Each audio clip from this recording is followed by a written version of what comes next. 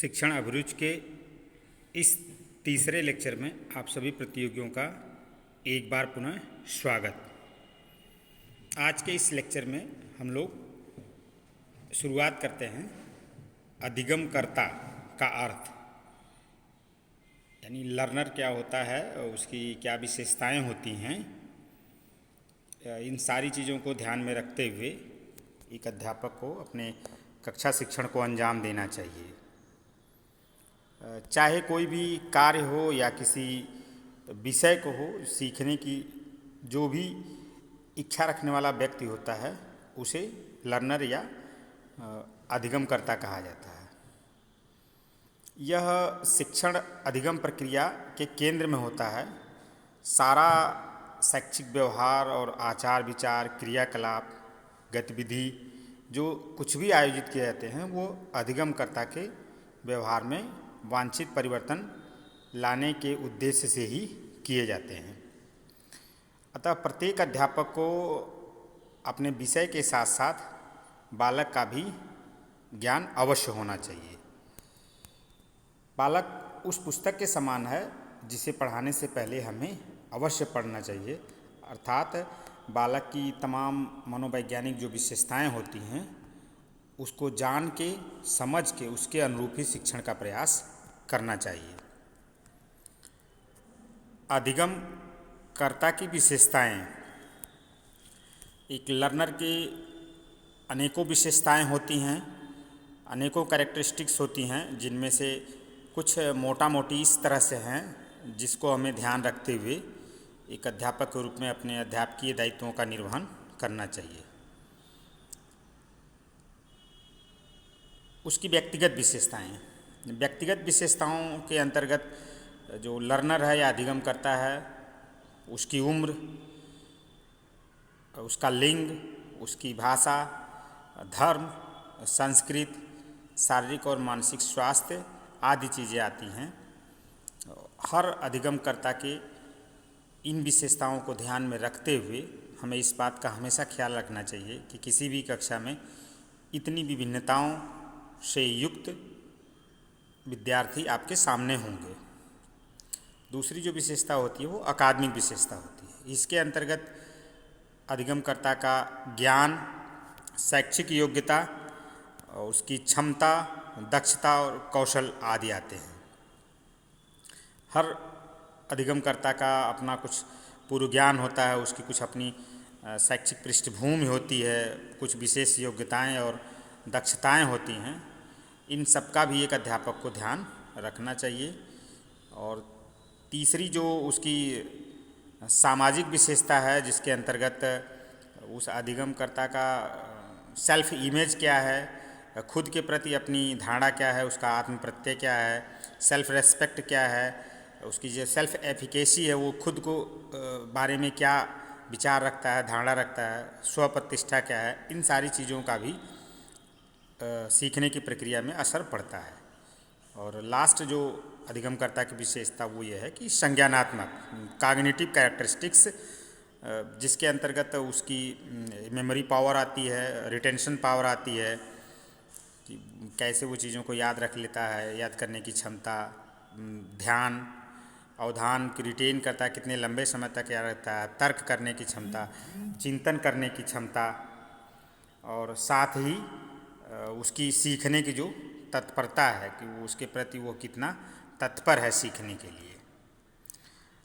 अधिगमकर्ता की मूल प्रवृत्तियाँ, प्रत्येक व्यक्ति अपनी आवश्यकताओं एवं वातावरण के अनुसार अनेक प्रकार के व्यवहार करता है। व्यक्ति के व्यवहार को संचालित करने वाली जन्मजात और स्वाभाविक प्रवृत्तियों को ही मूल प्रवृत्तियाँ कहते हैं। एक तरह से मूल प्रवृत्तियाँ ईंटों के समान होती है जिनसे मानव समाज का स्वरूप निर्मित होता है। मूल प्रवृत्ति जो शब्द है इसका सर्वप्रथम प्रयोग विलियम जेम्स ने किया था, परंतु इसको चर्चित और पूर्ण रूप से और व्यवस्थित रूप से इसका प्रतिपादन जो है विलियम मैकडूगल ने किया था।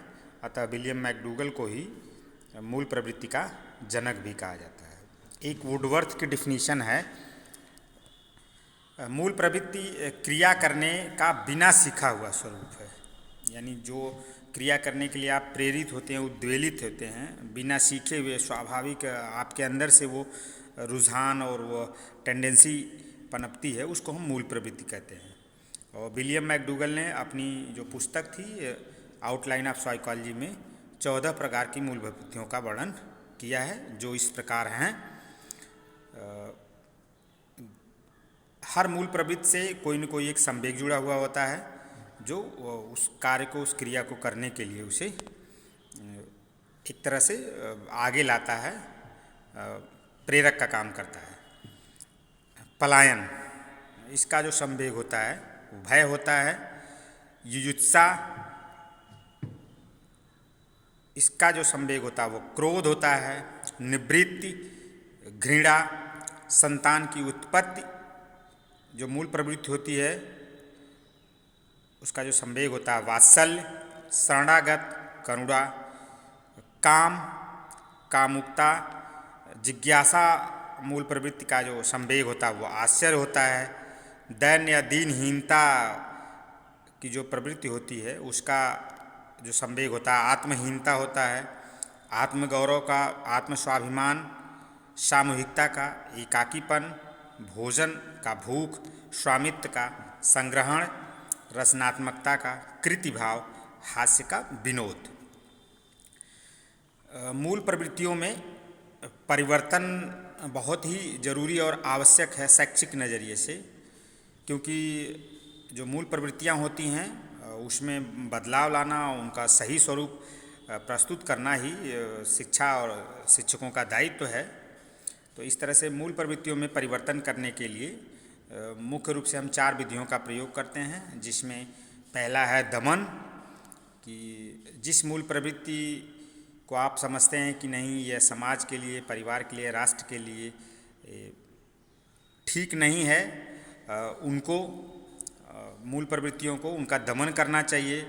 उनको डांट के, फटकार के या किसी तरीके से, या ऐसा कुछ आप गतिविधि या क्रियाकलाप करें कि उसका कम से कम प्रकटीकरण हो।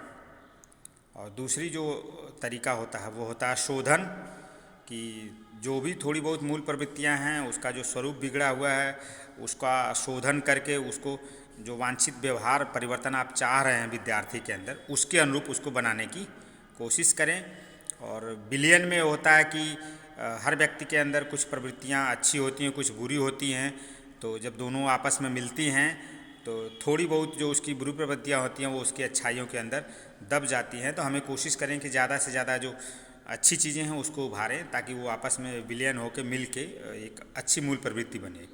और मार्गांतरीकरण में होता है कि जो उसकी मूल प्रवृत्तियां हैं उसकी दिशा बदल दें, उसका डायरेक्शन चेंज कर दें, उसकी ऊर्जा को दूसरी दिशा में मोड़ दें, उस दिशा में उसको प्रेरित करें कार्य करने के लिए। इनका शैक्षिक महत्व भी होता है, क्योंकि इन मूल प्रवृत्तियों का प्रयोग अध्यापक जो है विद्यार्थियों के रुचि और रुझान को जानने के लिए कर सकता है, उनको प्रेरणा प्रदान करने के लिए कर सकता है, उनके मन या मानसिक व्यवहार को समझने के लिए कर सकता है, उनके आदतों के निर्माण के लिए कर सकता है, चरित्र के विकास और निर्माण में मूल प्रवृत्तियों का इस्तेमाल किया जा सकता है, ज्ञानार्जन में मूल प्रवृत्तियों का इस्तेमाल किया जाता है, और अनुशासन की स्थापना में भी काफ़ी सहायता मिलती है।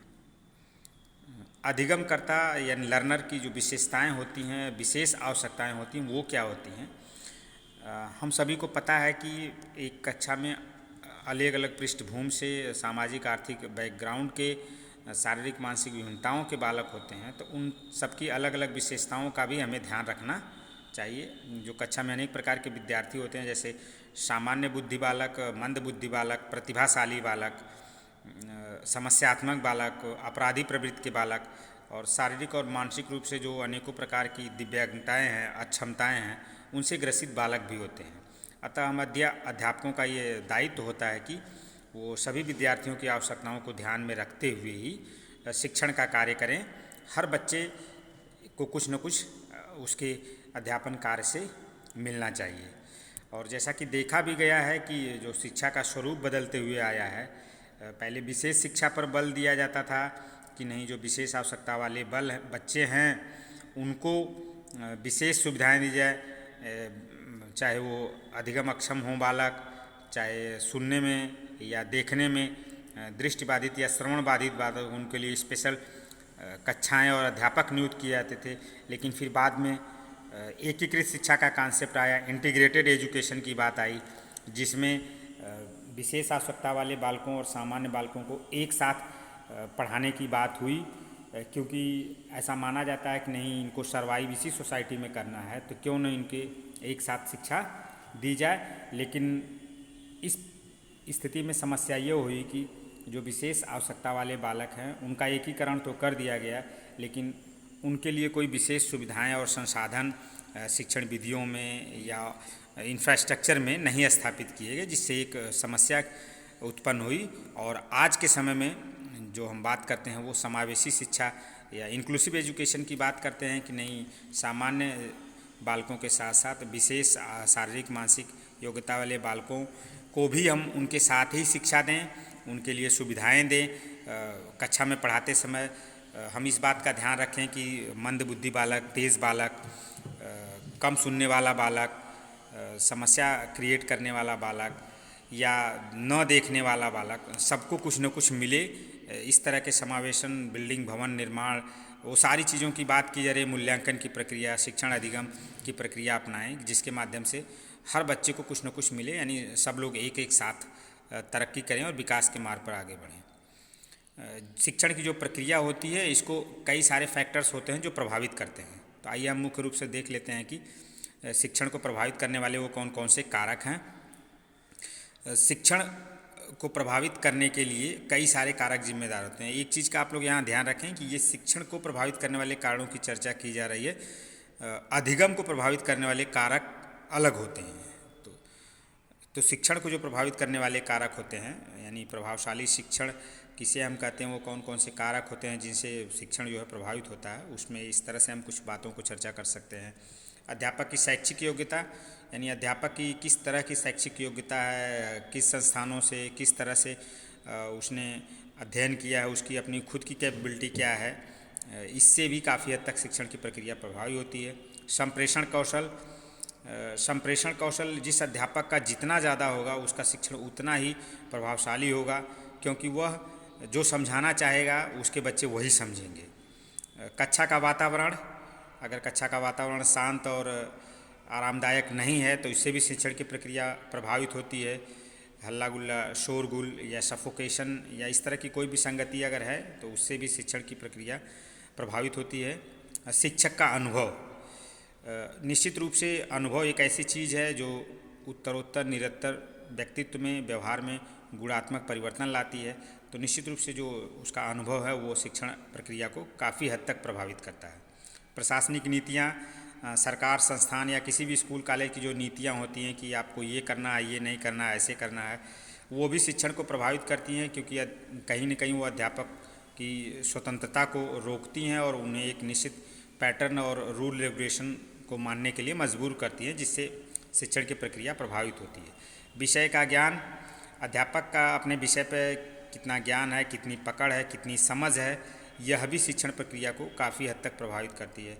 आर्थिक कारक, अध्यापक आर्थिक रूप से जब सक्षम नहीं होगा तो निश्चित रूप से उसका असर उसके शिक्षण पर पड़ेगा। उसके दिल दिमाग में अगर कई तरह की आर्थिक परेशानियां चल रही हैं तो निश्चित रूप से उसका जो शिक्षण होगा वो उतना इफेक्टिव नहीं होगा। साथ ही एक और बहुत महत्वपूर्ण फैक्टर है अभिभावक की प्रत्याशा। कई बार होता क्या है कि बच्चे से एक बड़ी बड़ी एक्सपेक्टेशन पाल लेते हैं अभिभावक की, डॉक्टर बनना है, इंजीनियर बनना है या मूव करना है, और उसके दबाव में भी जो शिक्षण होता है वह प्रक्रिया प्रभावित होती है कि बच्चा कुछ और करना चाह रहा है और अभिभावक कुछ और चाह रहा है। तो इस दौरान जो अध्यापक शिक्षण करता है उस पर वो प्रॉपर ध्यान न देने के कारण पूरी प्रक्रिया जो है प्रभावित हो जाती है। आइए अब अंत में हम देख लेते हैं कि किसे गुड टीचर कहेंगे, एक अच्छे शिक्षक या अध्यापक में वो कौन कौन सी विशेषताएं होनी चाहिए वर्तमान आधुनिक समाज के हिसाब से। इसमें पहला है कि प्रभावी संप्रेषणकर्ता, अध्यापक को एक अच्छा कम्युनिकेटर होना चाहिए। वह अपनी बात को विभिन्न उदाहरणों और तकनीकों से इस तरह से प्रस्तुत करे कि जो वो समझाना चाह रहा है वो उसके बच्चे समझ जाएं। उसे अच्छा श्रोता होना चाहिए ताकि वह बच्चों की हर समस्याओं को सुन सके, जान सके, इग्नोर न कर सके। समन्वयकर्ता होना चाहिए, उसके अंदर कोलैबोरेटिवनेस का गुण होना चाहिए कि सबको साथ लेके चलने, हर जाति वर्ग धर्म विशेष आवश्यकता वाले बच्चों को एक साथ मिला के इस तरह की कुछ तकनीकियाँ अपनाएं कि कक्षा का सामूहिक लाभ हो। अनुकूलन क्षमता, बदली हुई परिस्थितियों के साथ उसे अनुकूलन की क्षमता होनी चाहिए कि कक्षा, विषय, वातावरण की जो परिस्थितियां हो उसके अनुसार वो खुद को ढाल ले और बच्चों को भी प्रेरित करे कि नहीं वह इन अनुकूलताओं के अनुरूप किस तरह से व्यवहार में परिवर्तन करें।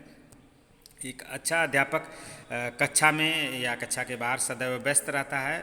इसका ये कतई मतलब नहीं है कि वो और कुछ नहीं करता, बल्कि वह हमेशा पढ़ाने की प्रक्रिया में खुद को भी बिजी रखता है और विद्यार्थियों को भी बिजी रखता है।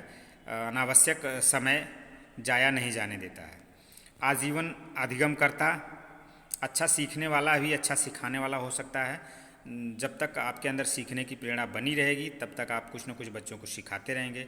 समानुभूत, एक बहुत बड़ी बात कि विद्यार्थियों को सहानुभूति की ज़रूरत नहीं है, सिंपैथी की ज़रूरत नहीं है, इपैथी की ज़रूरत है, या इसको हम इम्पैथी कहते हैं, समानुभूति की। वो जैसा महसूस कर रहे हैं आप भी वैसा महसूस करें, इसको समानुभूति कहते हैं, न कि उनको दया और किसी और नज़रिए से देखना। नेतृत्व करता, अध्यापक को एक अच्छा लीडर होना चाहिए। पूरे क्लास का नेतृत्व उसको करना होता है, एक दिशा देनी होती है। मार्गदर्शक, अध्यापक केवल शिक्षण अधिगम प्रक्रिया में मार्ग दिखाने वाला होता है, रास्ता दिखाने वाला होता है। मार्गदर्शक का काम वो करता है। संसाधन प्रदाता, बच्चों को सीखने सिखाने में जिन भी सुविधाओं की, रिसोर्सेज की ज़रूरत होती है, चाहे ऑनलाइन या ऑफलाइन साइट्स की ज़रूरत हो या किताबों की ज़रूरत हो, वो सारी चीज़ों को उपलब्ध कराना और बताना, ये भी शिक्षक की एक विशेषता है। और धैर्यशील, अध्यापक को सहनशील और धैर्यशील होना चाहिए। सहानुभूतिपूर्वक वह विद्यार्थियों की बातों को सुने और उनका गंभीरतापूर्वक जवाब दे। तो आज के इस वीडियो में बस इतना ही। आप सभी लोगों का एक बार पुनः स्वागत है। धन्यवाद।